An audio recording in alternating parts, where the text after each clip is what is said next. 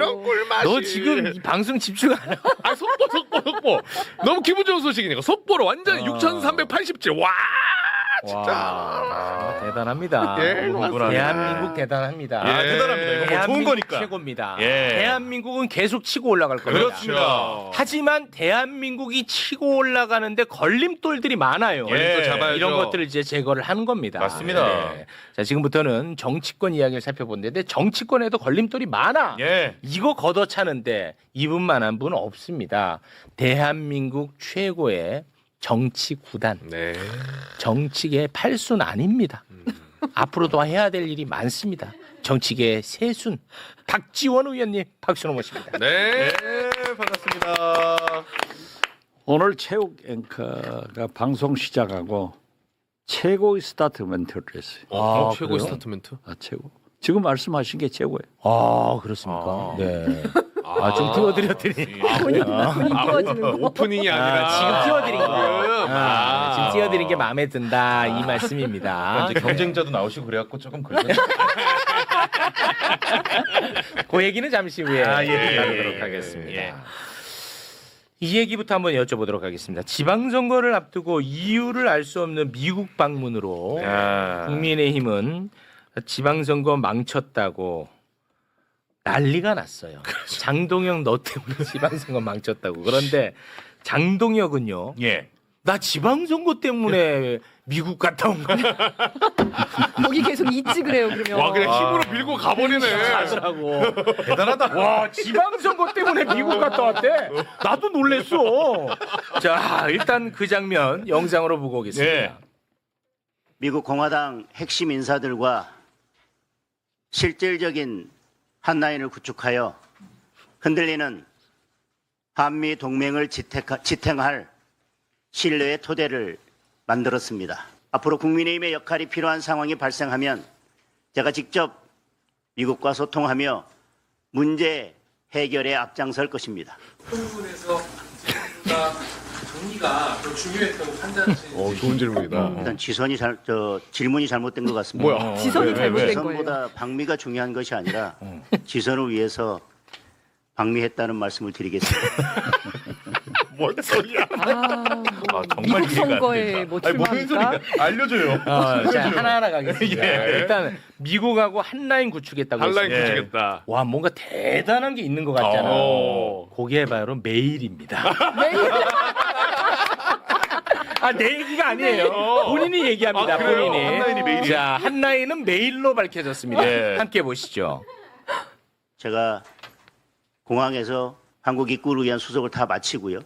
라운지에서 대기하고 있었던 순간에 국무부로부터 메일을 받았고 그 메일을 받고 다른 의원님들은 여러 일정들이 있기 때문에 귀국하고 저만 남아서 국무부의 일정을 소화하는 것으로 하고 저는 일정을 연기하게 된 것입니다.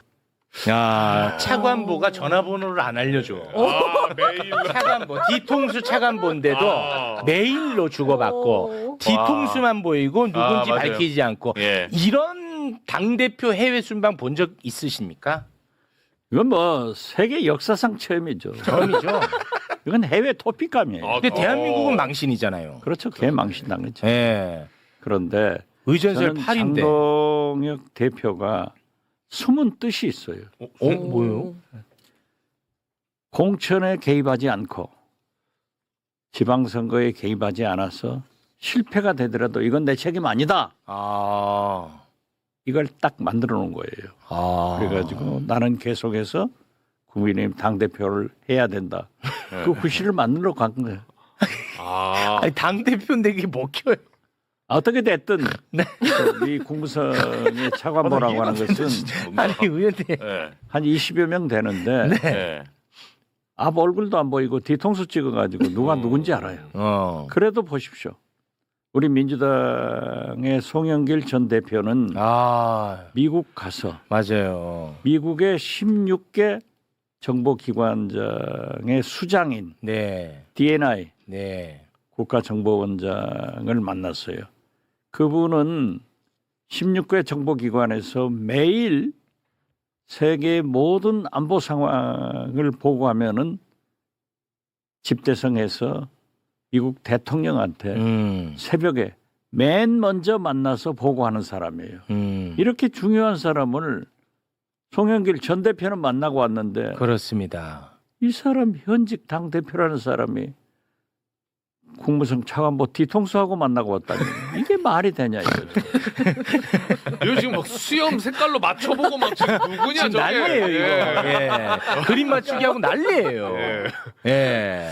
자, 진짜. 그러니까 어떤 경우에도 예, 장동혁 대표는 지방선거에 관심이 있는 게 아니고 자기 전당대회. 당권에 관심다. 나중에 내 책임은 난 미국 갔다 왔지 않냐?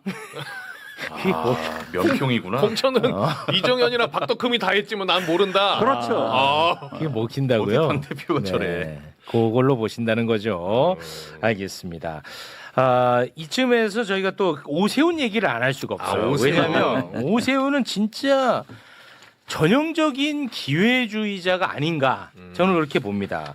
윤석열의 계엄 직후 지금 오세훈의 이미지가 뭐 무슨 중도 그러니까 보수 뭐 중도 뭐 그래 윤핵이 너무 싫어하고 네, 이런 막. 것처럼 보이잖아. 장동혁한테 혁신해라, 어. 쇄신해라 막. 내 그래서 그거 짚고 가는 거야. 아, 오케이 좋아요. 윤석열이가 계엄을 하고 예. 계엄 그 직후 오세훈이가 페북에 올린 글 소개합니다. 일단 12월 6일입니다. 내란이 12월 3일이고 12월 6일 날 SNS에 탄핵만이 능사가 아닙니다. 라고 올리고. 그렇습니다. 예. 탄핵 말고 뭐 다른 걸로 하면서 막 혓바닥 길게 써놨어. 탄핵만이 능사가 아니다. 예. 그 제일 위에다가 올려놨습니다. 예. 자 그리고 탄핵이 이제 추진됐죠. 네. 탄핵 선고가 우리가 지연돼 가지고 얼마나 맘졸였냐. 그렇죠. 우리 진짜 막 제발. 전전긍긍했잖아. 날짜도 안 나와가지고. 어. 그때 오세훈이가 어떤 이야기를 하고 돌아다녔는지 2025년 3월 17일에 오세훈 어떤 모습인지 소개해 주세요. TV조선 인터뷰를 통해 각 하나 기각 가능성이 높아지는 건 아니겠냐. 재판관들의 정치적 성향과 선고 지연 상황을 고려할 때 기각 쪽으로 2분, 각하 쪽으로 1분 정도의 의견이 모이지 않았을까 싶다. 그래서 진행자가 탄핵 찬성파가 맞냐라고 물어봤더니 오해가 있다. 오해가 있다. 봤지? 예. 이것도 탄핵 안 될 것 같으니까 야, 이 윤석열 버리면 안 되겠네 했을 거야. 맞지? 예. 근데 지금은 윤어게인 장동혁을 요만큼이라도 자기 손에 묻힐까봐 맞아요. 경기를 합니다. 경기를. 경기하는 지금의 오세훈 함께 보겠습니다. 대표를 부르실 건지. 그 얘기 좀 그만해. 와. 요만큼도 이제 묻기 싫은 거야. 예. 이런 기회주의 오세훈이 어떻게 보세요? 오세훈은 서울시장에 당선되려고 출마를 한 게 아니에요. 그것도 또 아니에요? 예. 장렬하게 패배해서 장동혁을 몰아내고 당권을 먹겠다 예. 하는 계산이 돼 있는 거예요. 아. 그렇기 때문에 저렇게 기회주의적인 얘기를 자꾸 하는데 네. 여기에 넘어갈 사람이 없고 없죠. 저는 오세훈 후보는 한강버스와 함께 좌초됐다. 기가 막힌 한줄이다. 너무 훌륭하십니다. 고맙습니다. 자 그러면 지금부터는 뭐 더 이상 할 얘기가 뭐가 있어? 그렇죠. 깔끔했어요. 깔끔하잖아. 예. 역시 정치구단입니다. 이제 민주당 이야기 잠깐 좀 해보겠습니다. 지금부터는 이제 좀 질문의 난이도가 높아질 겁니다. 준비해 주세요. 난이도 높아도 그냥 쉽게 말하는 거예요. 높아요 생각보다. 한번 보세요. 정청래 대표는요 29일까지 지방선거에 나가는 국회의원은 일괄 사퇴한다고 밝혔습니다. 예. 그러면 이제 보궐선거가 치러지겠죠. 그렇죠. 그런데 강원도지사 후보를 두고 이광재 예. 그리고 우상호 두 사람이 경쟁을 했습니다. 심지어 이광재가 지지율이 더 많이 나왔는데 이광재 전 의원이 우상호 후보에게 양보를 하면서 강원도지사 후보로 우상호 후보가 됐어. 예. 그래서 매불쇼도 이걸 다루면서 와, 나 이거 정말 정치권에 이렇게 아름다운 장면은 나 처음 본다고 예. 정말 극찬을 했습니다. 네. 그런데 이 아름다운 양보를 민주당에서도 인정을 해서 이번 보궐에 국민들에게 평가받을 기회를 줘야 되지 않느냐라는 오. 이야기를 합니다. 예. 정청래 대표의 발언 함께 보겠습니다. 이광재 전 의원 같은 경우 이번에 강원도 도지사에서 유력한 후보임에도 우상호 후보에게 선당후사의 모습을 보여줘서 많은 사람들에게 감동을 주었고 또 강원도에서도 이광재 전 의원을 안타깝게 생각하는 그런 목소리들이 많고 그래서 이번 국회의원 재보궐 선거에 기회를 줘야 되는 거 아니냐 이런 목소리가 높습니다. 와, 저는 정치권에 이렇게 아름다운 모습이 있나 싶어요. 특히 이광재 전 지사는 현역 국회의원일 때 우상호 의원이 설득해서 의원직을 사퇴하고 강원도지사로 다시 나갔다가 김진태 현 지사한테 실패했어요. 와, 이렇게 살신성인의 모습을 선당후사의 모습을 두 번 보였는데 어떻게 됐든 정치권에서 이광재 우상호의 모습은 무형의 정치가 유형의 정치를 창조했다 해서 높이 평가를 받고 있습니다. 예. 맞습니다. 근데 그거를 또 당에서도 인정을 하는 것도 그렇죠. 이것도 굉장히 또 당연히 우리 민주당인데. 와, 이거 멋있던데요, 저. 네. 물론 아직 뭐 결론 난 건 없습니다만. 네. 근데 지금 뭐 여기저기 지역구 얘기가 나오는데 혹시 뭐 제가 보도를 어떤- 보니까 평택하고 하남이 나와요. 예. 그런데 제가 이광재 전 지사하고 통화를 했더니 네. 평택은 조국 대표가 또 진보당 김재현 대표가 나가 있어서 서로 합의가 아직 안 됐지 않느냐. 그러니까 거기는 생각이 없는 것 같아요.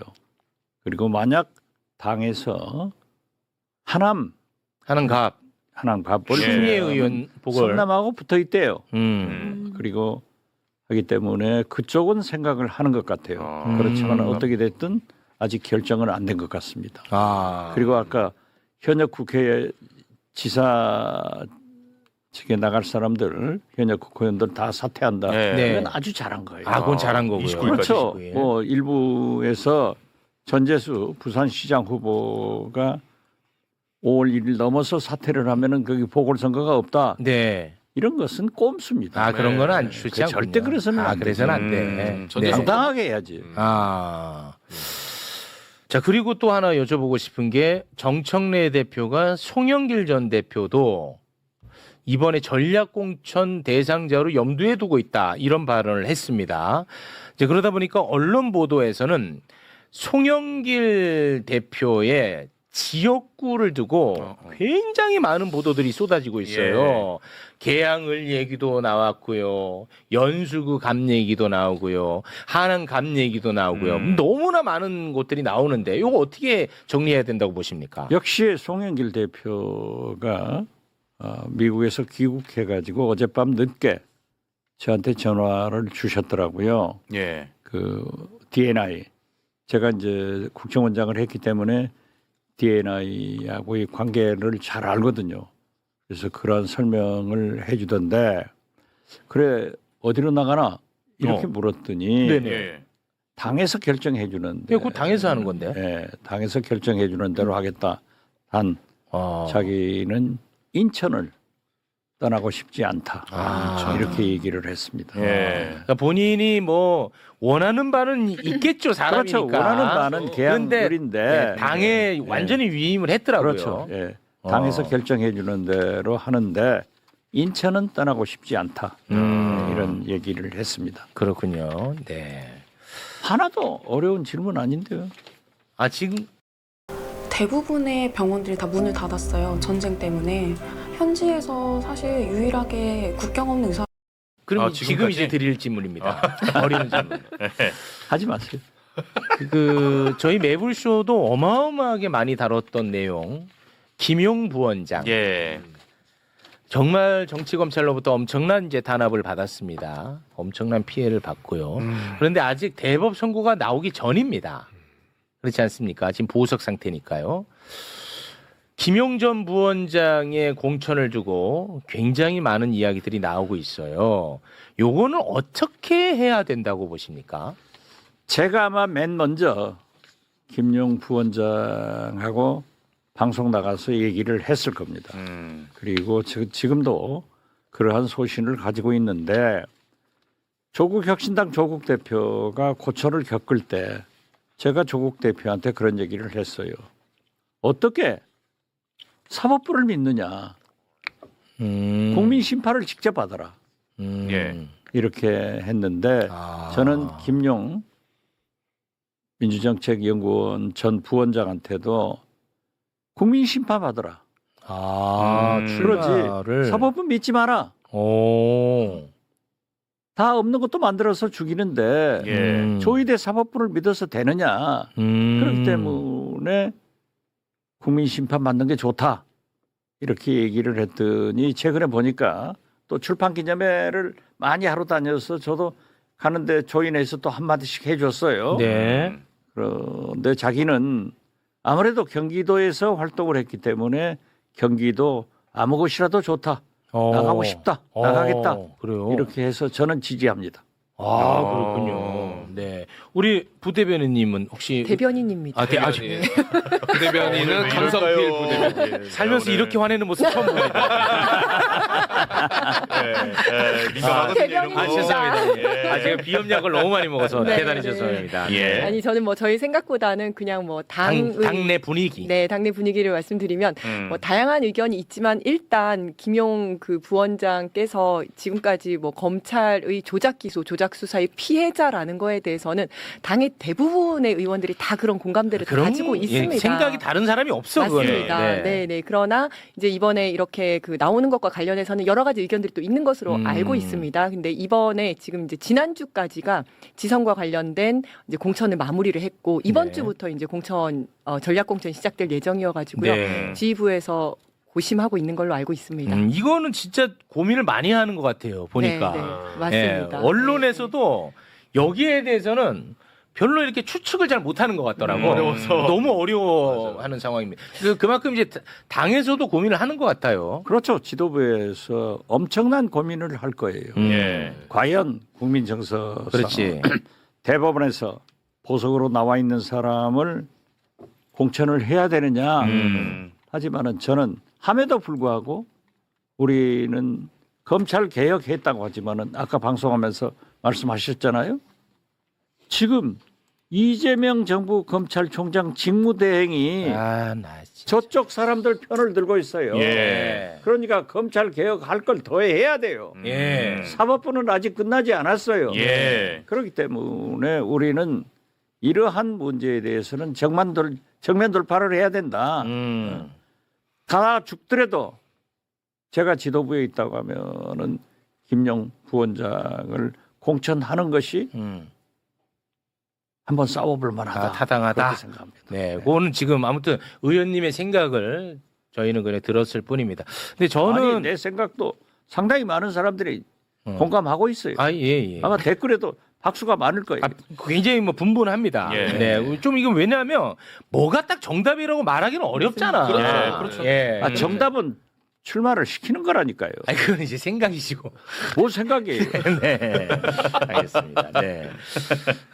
그런데 이제 하나 조금 불길한 징조는, 그러니까 네. 김용 부원장 입장에서 불길한 징조는 최진봉 교수가 굉장히 출마를 많이 펌프질하고 있더라고요. 근데 지금 보면은 최진봉 교수가 주장하는 반대로 지금 계속 가고 있어요. 결과가. 난 그게 좀 불안해. 뭐가 반대예요? 아니 최진봉 교수가 예를 들어서 A를 주장해 막. 그러니까 이번 지방선거 보궐선거 관련해서 예. A를 막 세게 해 막. 여기 나가서 또 A, 예, 여기 A. 예. 그럼 결과는 딱 B가 나와. 이 귀신 같아요. 예. 마치 무슨 만화 같아. 최지목 리스크. 공교롭게도. 진봉코를 바꿔야겠네.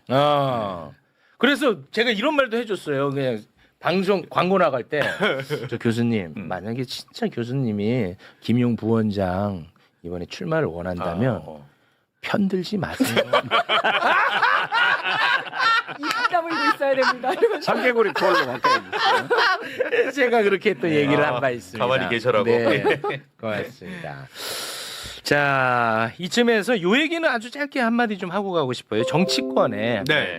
얼마나 불필요한 소음들이 많은지를 내가 요건 한번 좀 얘기하고 싶어. 예. 뭐냐면 정청래 대표가 조국혁신당과 합당을 하려고 할 때 네. 정말 대한민국의 많은 언론과 많은 사람들이 이렇게 비판을 했습니다. 정청래 저거 조국 대통령 만들려고 프로젝트 지금 가동했구나. 그런 얘기 기억나지? 뭐 불과 얼마 전이니까 아니, 많았어요. 난리가 났었잖아요. 예. 대한민국 언론 다 뒤덮었지, 맞지? 예. 그런데 이번에는 정청래 대표가 이광재 전 의원을 공천을 준다고 하니까 이제는 뭐라고 하냐? 정청래 저거 조국 대표 죽이기 프로젝트 가동했구나. 아. 정반대. 그래요? 그러니까 이게 소음이라는 거야. 아무짝에 의미 없는 소음. 소음 함께 들어보겠습니다. 민주당은 어제 막 이광재 전 지사 공천 이런 얘기가 막 나왔거든요. 공천할 거라고 보세요? 저는 할 거라고 봐요. 정청래 대표 입장에서도 이번 기회에 사실 조국 대표 힘 빼는 게 나쁘지 않거든요. 어차피 센 사람 내서 이번에 조국 대표를 떨어뜨려야 본인의 대선 어떤 경쟁자가 줄어드는 거잖아요. 피도 눈물도 없는 것 같아요. 그러네요. 예, 이 프로그램이 소음이라는 게 아닙니다. 예. 저는 천하람 의원 예. 발언이 소음이라는 겁니다. 예. 네. 참 정치권에는 소음이 많은 것 같아요. 정치권에서 언행을 보고 여러 가지 각도에서 해석하는 것은 자유예요. 예. 그렇지만은 우리 민주당이 최소한 조국 대표하고도 함께 가야 되잖아요. 우리가 또 그런 얘기 또 같이 하지 와 마시고요. 있었고. 네, 그런 얘기까지는 뭐 또 굳이 하지 마시고. 그렇지만은 부러지니까. 지금 현재 조국 대표가 저는 트러블 메이커가 됐다. 아니 우리 진보권에서 함께 간다고 했으면은 또 우리 민주당에서 논의하자. 그리고 양당 사무총장이 만나기로 돼 있는데 그날 아침에 딱 내가 평택으로 간다. 하니까는 진보당의 김재현 대표는 뭐예요? 또 우리 민주당에서는 정청래 대표가 다 나온다. 다 공천한다. 네. 또 사무총장들 만나기로 했는데 그렇게 아닌 말로 질러버리니까 예. 굉장히 꼬였어요. 아, 그래요? 네, 그 꼬인 것은 사실이지만은 우리는 개혁 신당을 빼고 조국 혁신당이나 진보당이나 함께 갈 진보권이다. 우당이다. 그렇죠. 그렇기 네. 때문에 예. 잘 논의해서 결정하자. 저는 그렇게 하고 그런 의미에서 이광재 전 지사도 그쪽으로 다 나가 있는데 자기까지 가서 되면은 이전 투구가 되니까 굉장히 꺼려하더라. 이런 말씀을 드립니다. 예. 네. 알겠습니다. 또 뭐 조불쇼 나오네.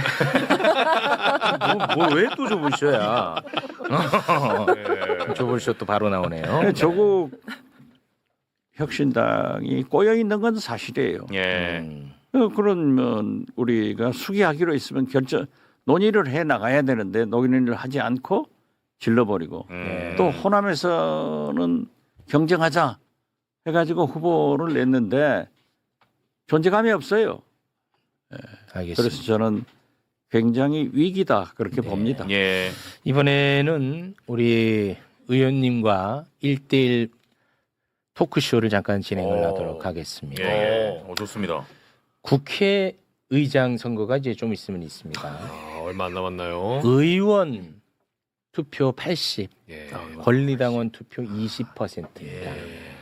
우리 의원님은 두 표심 가운데 어느 표심이 또 우위에 있다고 평가하십니까? 의원과 글쎄요, 권리당원. 처음에 그 어떤 언론에서 여론조사를 했는데 제가 압도적으로 높고 아니 어디 쪽에서? 국민도 높고 의원들도 높고 그러더라고요. 가짜 뉴스 아니에요? 아니 그런데 네. 지금 보면은 의원들을 만나보면은 100% 나올 것 같고 돌아서면은 한 표도 안 나올 것 같고. 진짜 앞에서는 다 국회의원 속을 모르겠어요. 앞에서 찍는다고 하는군요. 앞에서 찍는다 그래. 예. 아. 능력이나 여러 가지로 봐서 제일 잘할 것 같습니다. 잘할 것 같습니다. 어르신이 하셔야 됩니다라고 하는데 돌아서는 또 물어보면 아니라고. 아니라 100%가 안 나오면은 빵점, 빵표가 나올 것 같은 그런 우려가 있지만은 열심히 해보려고 그래요. 열심히. 결국 합니다. 제가 민주당에서 원내대표 2번 경선에서 이겨봤고 또 박영선, 박기춘 이런 원내대표를 제가 주도적으로 선거를 해서 당선시켜봤는데 처음에는 친불친, 지연, 학연 이런 것이 움직이지만은 그래도 국회의원들이기 때문에 집단 지성이 누가 잘할 것이냐 이걸로 결정이 되더라고요. 네. 물론 2분도 잘할 뿐이지만은 그분들보다는 제가 더 잘할 것 같아요. 그 조정식 2분이라고 말씀하셨으니까 조정식 의원, 김태년 의원이 요즘 부쩍 매불쇼 출연이 잦은데 불쾌하시진 않으신지 한번 여쭤봅니다. 아니 뭐 동등한 기회를 주는 것은 좋죠. 그러나 누가 더 많이 나왔는가? 누가 나오면 더 인기가 좋은가? 이걸로 보세요. 그걸로 매불쇼의 미래를 위해서는 누가 자주 나와야 되는가? 누가 시청자들이 더 반응이 좋은가? 반응이 누굴 더 좋아하나? 이걸 보세요. 알겠습니다. 그렇게 제가 조불조불하게 누구를 못 나오게 좁을 얘기는 하지 마시고요. 네네. 알겠습니다. 그리고 다시 한번 또 이 억울함을 풀어드리는 차원에서 다시 한번 또 여쭤봅니다. 많은 사람들이 박지원 의원이 국회의장이 되면 KB 셀카에서는 수출 조건이 맞는 차량이라면 국내 거래보다 훨씬 더 높은 가격에 팔릴 수 있습니다. 평균 400만 원 더 받는데요. 무조건 내각제 개헌으로 간다. 이렇게들 보는 분들이 그것은 있습니다. 변이제 논리에 속아 넘어가 있는 거예요. 그건 아니라는 거 다시 한번 확인받습니다. 내각제는 우리 민주당에서도 그러고 누구도 원하지를 않아. 원하지 않는다. 원하지를 않아. 네, 그건 뭐 더 이상 얘기 그렇죠. 안 해도 되겠죠. 그리고 개헌 문제에 대해서는 제가 가장 앞장서서 주장을 하는데 내각제는 아니다. 또 우원식 국회의장도 그런 의구심을 바르니까 내각제 아니다. 이런 것을 선언한 바 있다는 거죠. 그렇습니다. 반복적으로 선언했어요. 그렇죠. 네, 알겠습니다. 그 변명하게 해줘서 감사합니다. 대단히 고맙습니다. 네, 그런 질문을 많이 해줘야 매불쇼가 좋은 쇼가 되는 거예요. 지금까지 쇼하셨군요. 알겠습니다. 이미 좋은 방송입니다. 자, 그럼 오늘은 여기에서 마무리를 짓겠습니다. 여러분 왜 자꾸 그 조불쇼라고? 아니 여러분 방송을 안 들어요? 아니 우리 의원님은 조국 대표 후보를 비판을 했어. 답답하네 진짜. 조국 대표를 맹비난했어요 지금. 와. 왜 내용을 안 들어 내용을. 이 양반 거론되면 그러는구나 그냥. 맹 비난을 했어요. 다시 한번 좀 들어봐 주세요. 고맙습니다. 자, 그러면 세 분과는 여기서 인사를 나누도록 하겠습니다. 저희는 또 2부에서 부동산 또 이야기 나눠야 될 거 아니겠습니까? 함께해 주신 세 분 대단히 이 관련해서 이재명 대통령의 SNS 게시글까지 더해졌고 계속해서 뉴스가 이어지고 있습니다. 뭐 아시다시피 정동영 장관의 과거 발언을 두고 문제 제기를 했던 내용들이 있는데 여기에 대해서 이재명 대통령이 SNS에 글을 올렸습니다. 뭐 미국이 알려준 기밀을 누설했다 이렇게 얘기하는 것은 그리고 그것을 전제로 한 모든 주장과 행동은 잘못된 것이다라는 입장을 냈는데 뭐 이 논란 자체는 뭐 이미 많이 알려져 있는 논란이라서요. 이동학 전 최고는 대통령이 직접 나선 이유는 뭐라고 보시는가요? 이거를 안보 동맹이나 혹은 북한과의 문제가 계속 있다라고 하는 걸로 지금 야당에서 이거를 꼬집고 들어와 가지고 사실 흔들려고 하는 거잖아요. 그러니까 이것이 이 정권에도 문제가 있고 또 특히나 지금 대화 국면을 만들어 보려고 통일부 장관이 엄청난 노력을 하고 있습니다. 근데 그거 자체를 지금 계속 잘못됐다라는 기조로 이렇게 흔들려고 하는 것에 대해서 대통령이 단호하게 지금 입장을 표명한 것이라 보고 그런 기조에는 흔들리지 않겠다라고 하는 걸 명확하게 하는 거죠. 지금 보면 이런 터무니없는 일이 왜 벌어지고 있는지 알아봐야겠다라는 메시지도 들어있어요.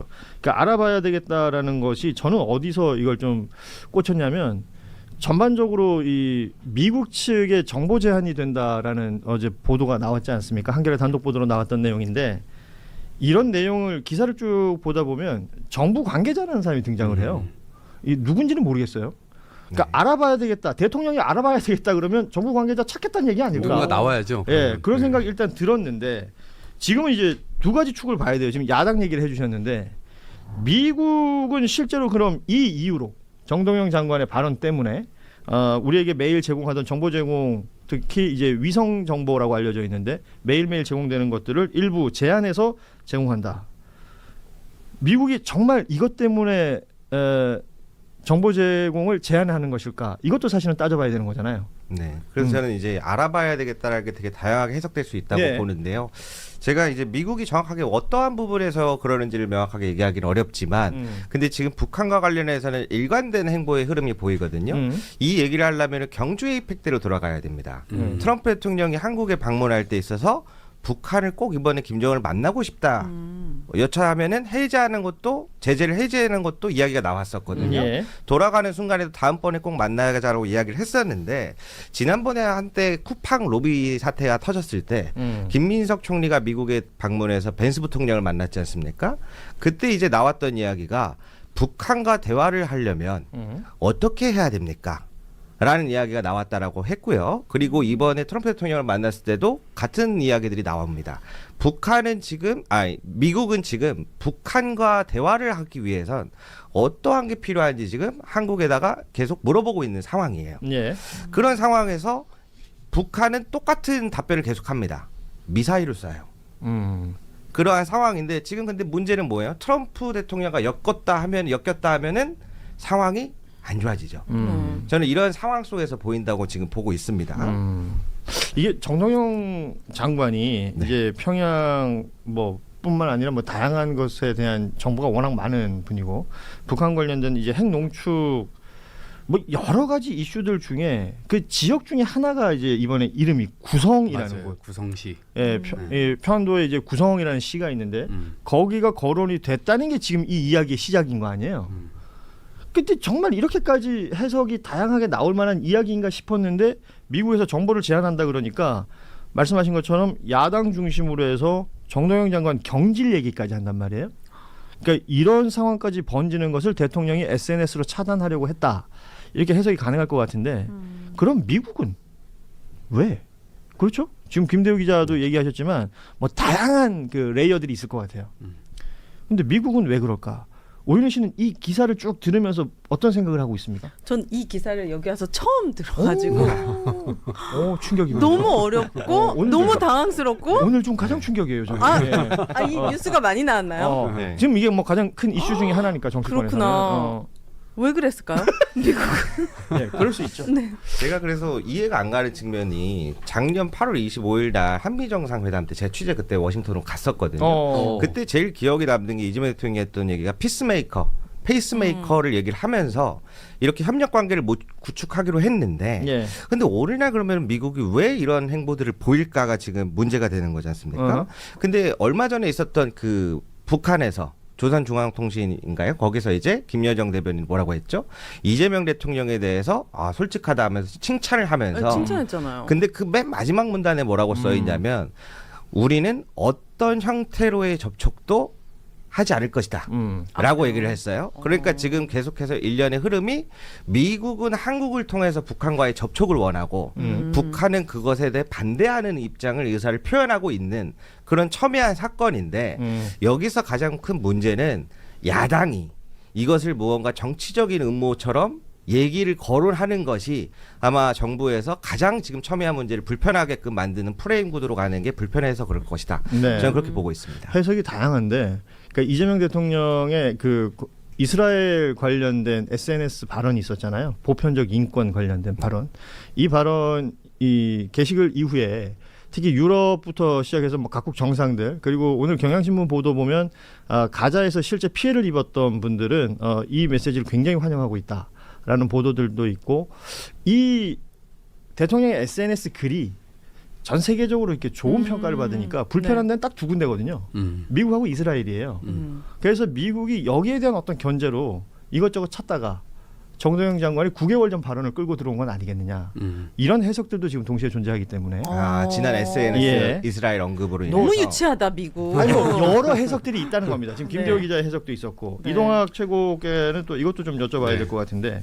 그러니까 정동영 장관을 이제 흔히 이제 뭐 많은 분들이 이 표현을 씁니다. 자주파, 동맹파 이러면서 외교 당국 뭐 이 안에도 어떤 개파가 있다. 맞아요. 네. 그리고 내파, 너무 미국 중심으로 생각하는 외교 공무원들을 향해서는 또 정동영 장관이 지금 불편한 존재 아니겠느냐 이 해석도 하잖아요. 네.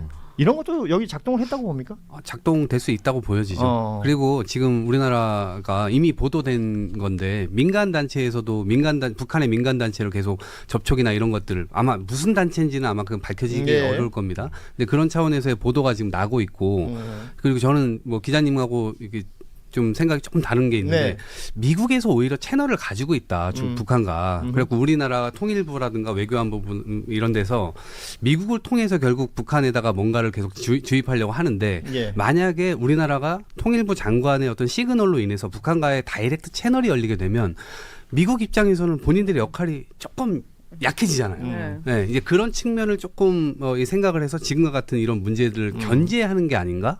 이런 식으로 견제를 하는 게 아닌가? 이 분야는 이제 다양한 해석이 나올 수 있는데 이게 어찌됐건 국내 정치판에서 활용되는 모습은 장관에게 이제 경질을 요구하는 야당 의원들의 발언들이 계속 보도가 되고 있는 상황이어서요. 이런 내용들을 좀 잘 살펴봐야 되겠고 저 미국 갔다 온 국민의힘 장동혁 대표 SNS에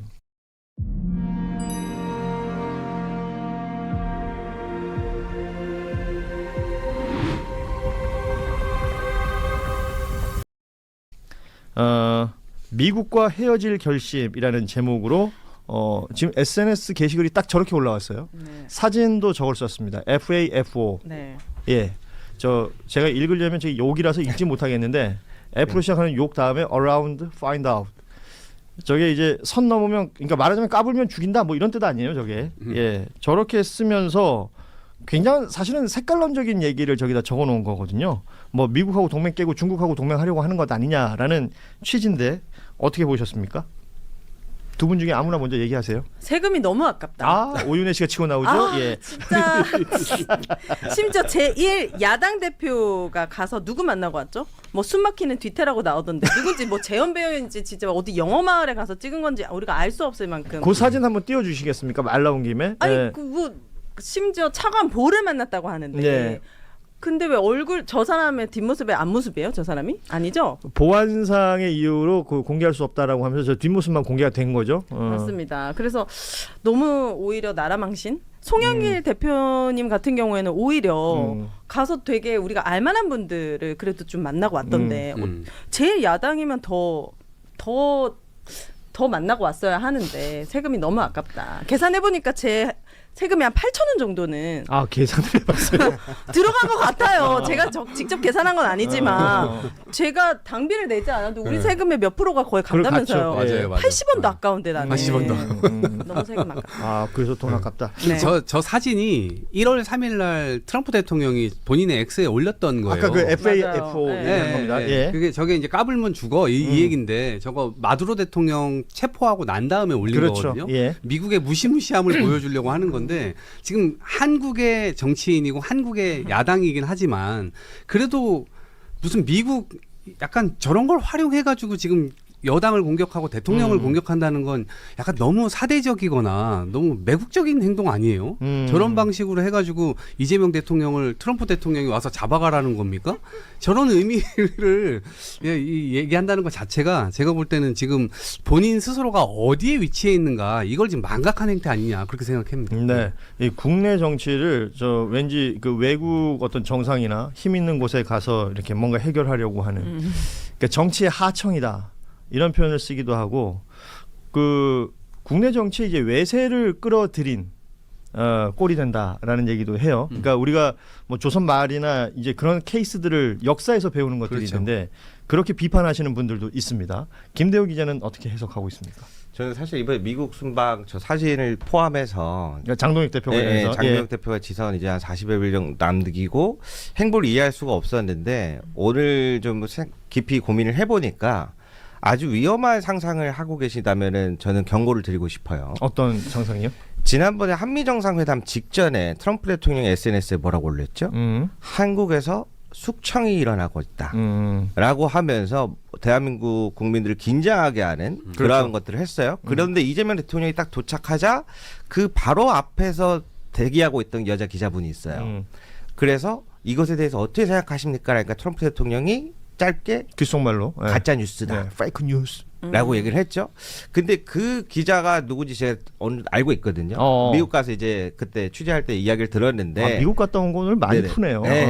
왜냐하면 중요한 내용이다. 미국 갔다 오려면 저 정도는 풀어야지. 그렇지. 장동혁은 뭐야? 네. 왜 그러냐면 이게 또 극우 마가 쪽이랑 또 연대가 되어 있는 부분에 있어서의 로비일 확률이 높다. 근데 이제 거기까지는 글 써주는 것까지는 들어줬지만 그 막상 한국 대통령이 도착하자 그 뒤로는 안 받아준 거다.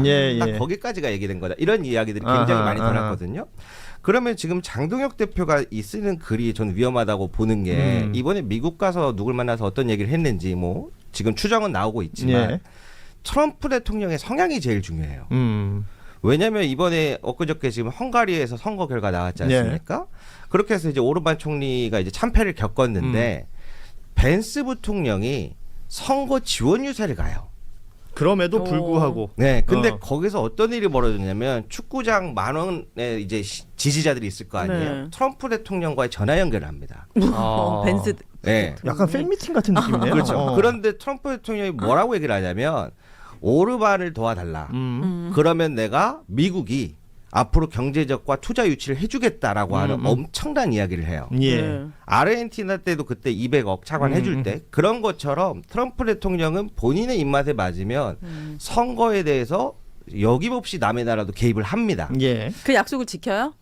지키진 않는 것 같은데 잘. 어쨌든. 네. 왜냐하면 완벽하게 지켜진 거 아직 못 봤으니까요. 네. 그래서 그러한 만큼 어떻게 보면은 지금 국민의힘이 지지율이 굉장히 낮잖아요. 이걸 뒤집을 수 있는 수가 보이지 않으니 선거 막판에 가서 미국 대통령이 전화 연결? 지방선거 그 정도까지는 안 받아줄 것 같은데. 항공모함? 진짜 어떡해. 그래서 지금 장동혁 대표가 공화당이랑 한 라인을 구축했다라고 하는 게 이런 방면 쪽으로 지금 접근하려고 하는 의도가 있는 게 아닌가 싶습니다. 점점 전화 연결 쪽으로 굳혀지네요. 한 라인이면. 윤 어게인의 피가 그냥 흐른다는 걸 커밍아웃 하는 거잖아요, 지금. 그러니까 결과적으로 이제 말씀하신 것처럼 선거 국면에서 그러니까 장동혁 대표가 미국 갔다 와서 새벽에 들어와 가지고 기자간담회 하면서 이번 미국을 다녀온 이유가 지선을 위해서다라는 표현을 썼어요. 그래요. 그러니까 선거하고 뭔 상관이 있지? 우리나라 지선 맞아요? 본인의 행보가 예를 들면 이제 가서 찍은 사진들 올라온 내용들이 별 관련이 없어 보이잖아요. 처음에 4일 갔다 온다 그랬다가 뭐 일주일로 늘렸다가 이제 결국 8박 10일을 있다 왔는데 했던 얘기가 지선과 관계된 것이다라고 했기 때문에 선거에 미국의 힘을 빌릴 수 있는 게 뭘까라고 얘기하면 그리고 그곳에서 만났다는 사람들이 뭐 부정선거 관련된 이슈를 다루는 사람들이다 보니까 그쪽으로 해석을 하는 경우들도 또 있는 것 같습니다. 근데 심지어 우리나라에서는 그걸 시도했던 적이 있잖아요. 바로 통일교 때. 당시 윤석열 후보와 이재명 후보를 둘이 불러서 미국의 부통령이 와서 윤석열을 지지하는 모습을 연출하려고 준비를 했었어요. 근데 이재명 후보가 참석하지 않아서 이루어지지 않았는데 그런 식으로 해서 미국이 윤석열 국민의힘 후보를 선택했다. 이걸 연출하려고 했었거든요. 이 재판이 다 나오는 내용인데 그런 연장선상으로도 저는 보고 있습니다. 그 헝가리 대통령은 그럼 누가 됐어요? 트럼프가 미는 떨어졌어요. 트럼프가 미는 사람 떨어졌다. 참패했어요. 아유 헝가리. 그 사람이 이제 트럼프의 충신이다라고 불릴 정도의 이런 그러니까 외신에 보면 트럼프가 겪고 있는 여러 가지 지금 상실감이 있는데 뭐 중동의 전쟁도 있고 그런데 헝가리에서의 선거 참패도 그 중에 하나다. 굉장히 충격을 받았다라는 해석들도 지금 나와요. 이런 보도들이 쭉 이어지고 있기 때문에 오늘 뉴스다이브 굉장히 글로벌해지는데. 그렇네. 역시 멤버들을 한 번씩 이렇게 바꿀 필요가 있어요. 판을 흔들어줄 필요가 있습니다. 너무 유익하시다. 이분 2분 뉴스 네. 김대호 기자님. 시선이 넓어요. 김대호. 네. 김대호님. 네. 호. 예. 네. 그 좀 이따 이제 김태효 얘기할 때도 네. 아, 네. 잠시, 기대하도록 예, 하겠습니다. 기억해 주시면 좋겠습니다. 다음 얘기로 조금 가보면 그 대통령의 SNS가 워낙에 이제 뭐 뉴스 파급력이 크죠. SNS에 이제 장특공 폐지하려고 했던 것 아니냐라는 이 얘기를 또 국민의힘에서 꺼냅니다. 그러니까 대통령이 올린 이야기가 뭐 사실 많은 분들이 아시겠지만 이게 뭐 양도세 중과 부과되는 부분이라든지 그동안 부동산 시장을 안정시키기 위해서 대통령이 꾸준히 해왔던 얘기 중에 하나가 네. 장기 특별공제라는 게 있죠. 그러니까 한 집을 오래 갖고 있으면 나중에 팔 때 세금을 깎아주는 시스템인데 이 부분에 대해서 그러면 집 하나 있는 사람은 어떻게 하란 말이냐? 라면서 이제 국민의힘에서 얘기를 하기 시작했어요. 송원석 원내대표 같은 경우에는 사실상 이익환수제 만들어서 국민 재산 강탈하려는 것이다 라는 얘기를 했는데 이 얘기 나오자마자 민주당에서는 대통령이 얘기한 건 그거 아니다 라고 바로 잡으면서 지금 이게 또 여기서 또 논쟁이 펼쳐지고 있는데 이건 이동학 최고가 얘기를 좀 해줄 필요가 있겠어요? 이게 2021년도 12월에 정책이 하나 위반이 됐는데 그게 그 이전의 기준과는 좀 다르게 실거주 40% 들어가고요. 그다음에 이 보유 40%가 예. 들어갑니다. 근데 여기에서 실거주는 이해가 돼요. 그런데 보유 40%? 이 실거주 하지도 않는데 보유 40%까지 혜택에 껴 넣어주는 게 이게 말이 되냐? 예. 네, 이렇게 이제 되는 거예요. 그래서 그 이전까지 쭉 부동산과의 어떤 뭐 전쟁을 지금 치르고 있는데 그게 부동산만의 그게 아니고 결국에는 투기하는 것에 대해서는 우리가 세세하게 좀 봐야 된다라고 하는 대통령의 핵심을 이야기하고 있는 거고 세금 얘기는 사실 한 적은 없는데 해석될 여지는 있습니다. 예. 저는 그게 대통령이 잘하시는 거라 봐요. 예. 대통령이 가진 카드가 보유세 카드 그것도 보유세라고 하는 것도 분명하게 하겠다라고 얘기한 적도 없습니다. 대통령이 가진 카드가 이렇게 많은데 이 카드 중에 이렇게 해도 너네들 계속해서 뭔가 투기성으로 부동산에 계속 돈을 집어 넣을 거야? 라고 하는 걸 시그널을 계속 주는 거거든요. 네. 그래서 그거 자체를 국민의힘에서는 뭔가 이렇게 투기성 있는 사람들을 계속 본인들 스스로가 방어하고 있다는 느낌? 그거 자체를 지금 가지고 있는 거거든요. 그래서 이제 그 부분과 관련돼서 대통령이 이야기를 계속 하고 있는 것인데 어찌됐건 저는 이게 대통령이 굉장히 영리하게 잘하고 계시나 봅니다. 예. 그 한정혜 민주당 정책위 의장이 그런 얘기를 해요. 정부 여당은 1주택자에 대한 부동산 양도소득세 장기 보유 특별공제 장특공 폐지를 검토한 적이 없다라고 얘기한 겁니다. 그리고 지금 우리 이동학 최고 얘기했지만 장기 보유한 투기자들에게 실거주자와 동일한 혜택을 제공하는 것은 타당한가에 대한 문제를 제기하는 것이다. 이렇게 지적을 하고 있는데 이런 얘기 나오니까 이제 국민의힘 쪽에 뭐 선거에 관련된 인사들 다양하게 목소리를 내고 있습니다. 오세훈 서울시장은 이번에 경쟁자가 되죠. 정원호 후보에게 관련해서 입장을 밝혀라. 이렇게 얘기를 하고 있습니다. 이게 갑자기 일로 튀는 이유가 뭔지 모르겠는데 자 오세훈 시장은 왜 이럴까요? 본인부터 입장을 밝혔으면 좋겠습니다. 서울 집값이 이렇게 오르는데 오세훈 시장도 굉장히 한몫했다고 생각하거든요. 본인부터 20년 동안 서울시장을 하면서 도대체 뭘 했는지 기억 남는 거 한강버스밖에 없기 때문에 본인부터 입장을 밝히시기 바랍니다. 지금 이 서울시장 이제 대진이 짜져가지고요. 여야가 오세훈 시장은 정원호 후보에 대해서 이제 뭐 또 뭐랄까요 그 검증을 하겠다라는 겁니다. 그러니까 지금 10년 시장 심판이라는 거 이제 정원호 후보 측에서 들고 나오니까 오세훈 시장은 이제 그러면 정원호를 이제 검증하겠다. 뭐 지금 서로 이러고 있어요. 네. 뭐 무슨 얘기가 나올지는 뭐 시간이 지나봐야 알겠습니다만 처음에 오세훈 시장이 정원호 후보가 나왔을 때 약간 거들떠도 안 받는 느낌이었거든요. 맞아. 그런데 이제는 조금 겁나기 시작하나 봅니다. 왜냐면 저도 이제 학교에서 후배들은 정치에 관심이 없는데 정원호 후보는 다 알더라고요. 그래요? 네, 애들도 정치에 관심이 없는 애들도 알 정도로 소문이 나 있는 걸 봐서 저는 이번 서울시장이 굉장히 기대가 된다. 그렇게 말씀드렸습니다. 오세훈 후보가 이렇게 녹색 넥타이 메고 나왔잖아요. 연두색. 네, 연두색. 그 연두색이라고 불러달래요. 왜 그러냐고 했더니 뭐 정원도시를 만든다고 하는 거예요. 근데 보통 이거는 정원도시 하면 뭐가 생각나세요? 정원호. 바로 생각나잖아요. 아니 이거 우리 짜고 한 거 아닙니다. 짜고 한 거 아니야. 바로 정원호 왜 안 고치고 바로 생각나는 성공도 건데. 해주고 있네. 성공도 왜 도와줘? 정원도시라고 하는 의미는 좋지만 어떤 분들은 가든 파이브라고 얘기하는 사람도 있습니다. 예. 그러니까 뭐 아무튼 저 넥타이 색깔을 두고도 해석이 지금 분분한 거잖아요. 네. 본인은 저걸 가지고 뭐라고 의미를 부여한 바가 없어요. 네. 물론 국민의힘 후보로 나오는데 붉은 타이를 안 한 것을 두고 뭐 이제 불편한 얘기를 하시는 분들도 당내에서는 또 있다고 합니다. 아무튼 지금 이 국민의힘 얘기를 조금 이어가 볼 필요가 있겠는데 앞서 이제 장동혁 대표의 미국행을 두고 이제 정청래 대표가 그러니까 국민의힘의 표현을 빌리자면 외교 참사다 이런 표현을 썼어요. 그랬더니 장동혁 대표가 또 SNS에 최근에 글 많이 올립니다. 네. 이영애 씨 얼굴을 저렇게 크게 올렸어요. 뭐 너나 잘하세요.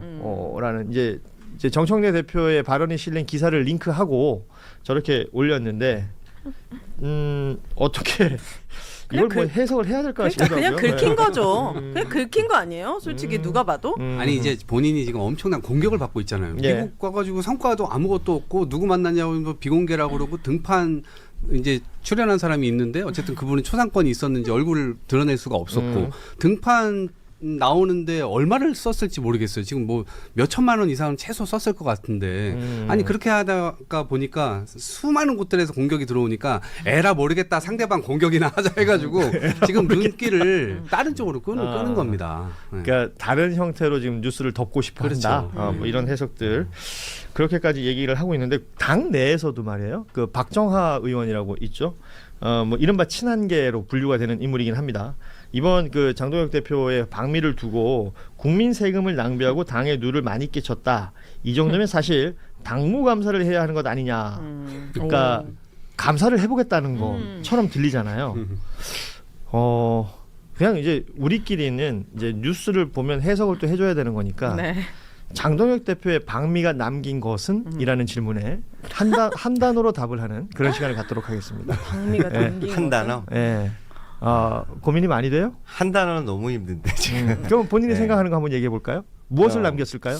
이번에 저 공개된 사진이 뭐 존 밀스인가요? 그분일 거라는 배경 이야기가 계속 추측이 나오는 게 이거 다 추측이에요. 네. 예. 본인은 보안이라고 얘기를 하니까. 네, 국민의힘 유튜브 관련해서 존 밀스 미 국무부 차관보 됐다. 네. 이제 이재명 큰일 났다. 이런 식으로 유튜브에서 막 생산을 많이 했거든요. 그래서 아마 그 사람을 만났을 거라고 지금 다들 생각하고 있어요. 근데 이제 지금 이름이 거론된 네. 그 차관보가 저 수염 자리가 다르다. 네. 부터 시작해서. 그래서 네. 사진은 그 사람이 아닐 것 같은데 미 국무부 차관보는 본인들이 계속 홍보를 해와서 그 사람일 것이다라고 예. 추정되는 자. 그런 상황인지라 예. 의미 중량감 있는 만남에 무언가 외교를 하고 오진 않았다. 좋습니다. 그 이동학 최고는 그래도 한 단어로 되죠? 저는 영어로 할까요? 미국 갔다 오셨으니까 저거는 팀킬이다. 팀킬. 네, 완전 팀킬이에요. 왜 그러냐면 후보자들 공천 심사도 10일간 뒤로 미뤄졌어요. 그리고 갔다 와서도 수십 명에 해당하는 사람들을 결국에는 그 인증을 안 했습니다. 결정을 안 내렸어요. 그리고 난 다음에 저는 앞으로 이제 생각나는 게 당대표 선거 유세 차량이 다닐 거 아닙니까? 그리고 오세훈 시장 것도 다닐 거예요. 적어도 서울에서. 그러면 연합으로 같이 유세를 할 일이 없잖아요. 제가 볼 때는 없을 것 같아요. 오세훈 시장 입장에서는 안 부를 겁니다. 그럼 별도로 다닐 텐데 장동혁 대표 아마 차량의 앞에 유세하는 당원들이 모일 텐데 200명이 저는 안 될 거라 봅니다. 네. 그 숫자가 200이라는 숫자가 나오는 이유는 왜 그러냐면요. 작년에도 지방을 엄청나게 돌면서 장동혁 대표가 지방 순회 집회를 했습니다. 예. 제가 다 세봤어요. 200명이 안 됩니다. 어떤 집회도. 저걸 세는 사람이 있군요. 심지어 어떤 유튜브에 나가도 심지어 뭐 이렇게 공중파까지는 아니어도 종편입니다. 나가도 200명이 안 됩니다. 그 동접이. 그 동접이요. 네. 제가 그래서 200의 남자다 이렇게 보는데 앞으로 그런 일들이 엄청나게 많이 벌어질 겁니다. 뉴스다이브보다 못하네.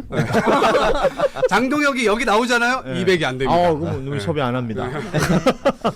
오유래 씨는 한마디로 이번 방미는 블랙 요원이다. 전 높이 삽니다. 예. 이분의 활약이 진짜 정치에 무관심했던 분들에게도 정치를 조금 더 즐겁고 재밌게 즐길 수 있는 또 보수의 종말을 보는 과정이 있다. 네. 예, 우리 오윤혜 씨가 얘기하고 있는데 화면에 잠시 얼굴 일부가 걸린 분이 네. 지금 막 들어왔어요. 4시 되면 온다고 했던 네. 오윤혜 씨가 이분인가요? 라고 했던 이분이 일요시사 오혁진 기자님이시군요. 네, 반갑습니다. 처음 뵙겠습니다. 오혁진 기자 들어오셨습니다. 어서 오십시오. 반갑습니다. 지금 우리가 이제 뭐 뉴스 얘기를 원고량을 지금보다 훨씬 많이 했어야 되는데 네. 얼마 못했어요. 그래서 좀 빠르게 좀 진행을 해보도록 하겠습니다. 자, 6.3 지방선거 앞두고 각 정당별로 바쁘게 움직이는 것은 보입니다. 특히 민주당 쪽이 바쁘고 민주당 쪽이 계속해서 뉴스가 많이 나오고 있죠. 재보궐선거 관련해서도 관심이 높은데 정청래 대표가 뭐 이것저것 바쁘게 다니는데요. 이광재 전 강원지사를 언급을 했어요. 전략 공천이 가능하다. 그리고 핫플레이스로 보내겠다. 그러니까 핫플레이스라고만 하고 어느 지역이다라고는 이제 딱 짚지는 않아가지고요.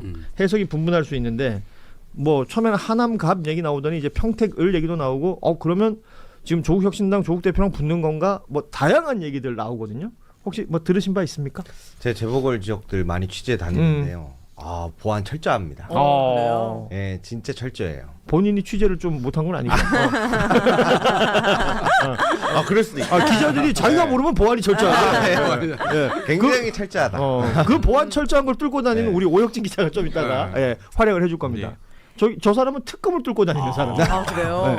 이광재 전 강원지사님은 일을 잘하는 분이에요. 저는 성함을 처음 들어가지고. 또 처음 들었어요. 네, 그러니까 뭐 곤란하네요. 전략 공천이라는 거는 이렇게 좀 잘해서 그렇죠. 전략적으로 뭐 공천을 워낙에 주겠다는 거예요. 유능한 인물로 알려져 있죠. 그래요. 전략 판도 잘 짜고 심지어 강원도에서 당선되신 분이잖아요. 그럼 강원도로 2010년에. 보내야지 왜? 우상호 수석에게 양보를 선당우사의 정신으로 양보하겠다. 양보를 하셔서. 네. 이동학 최고 목소리 높아지는 거 같죠? 이거 좀 멋있는 것 같다. 이러면서 쫙, 네. 그래서 이광재 지사는 제가 볼 때는 어디에 보내도 사실은 다 승부가 가능한 경쟁력이 사람이죠. 있다? 네. 그리고 지금 분당에서 안철수에게 지금 소폭으로 졌잖아요. 지난번 총선 때 쓴물을 삼켰는데 어쨌든 확장성이 있는 카드이기 때문에 어디로 보내도 된다라는 생각을 당에서는 할 수 있을 것 같고, 다만 이것이 평택이 될 경우에는 조국 대표 있고 그다음에 김재현 의원도 있고요. 진보당. 어찌 보면 이것이 붙게 되면 어부지리를 또 줄 수도 있는 상황이 되잖아요. 후보에게. 그러면은 그게 후보 자체가 스스로 뚫고 나가야 될 벽들이 너무 높은 거예요. 당에서 일정 부분 좀 조율을 좀 해줘야 아마 그런 부분들도 생길 텐데 자칫 잘못하면 오히려 소중한 이 자산을 오히려 상처를 주는 결과가 또 될 수도 있으니까 그런 부분까지 염두를 해야 되지 않을까 싶어요. 저는 민주당 그러면 그 관련자분이잖아요. 예. 진짜 저는 그 뭐지 건의하고 싶은 게 있었어요. 예전부터 제가 아무래도 광주 출신이다 보니까 전라 호남 그냥 정말 오랫동안 민주당을 지지해 왔던 곳인데 거기에 너무 무능한 사람들을 너무 많이 꽂아가지고 굉장히 시민분들이 화가 많아요. 근데 이번에 공천은 잘 하신 건가? 무조건 찍어준다고 아무나 보내면 안 돼요. 진짜 잘하고 왜냐면 발전이 없거든요. 제가 최근에 광주를 갔는데 충장로가 제일 반이 거의 유령 도시예요. 거기는 공무원 아니면 살아남기 힘들다고 할 정도로 대구 뭐 거기만 신경 쓰지 마시고 무조건 뽑아준다고 안일해 하시면 안 됩니다. 이거는 그럼 제가 당에 전달할까요? 당연히 해야죠. 정청래 대표님 보셨죠? 이거 바로 이거 반영해 주십시오. 잠깐만요. 여기서 이게 개인 민원 해결하고 개인 민원이 아니에요. 저는 서울 시민입니다. 지금 뭐 아시는 것처럼 전남 광주 이 특별 후보로는 민영배 후보가 확정이 됐고요.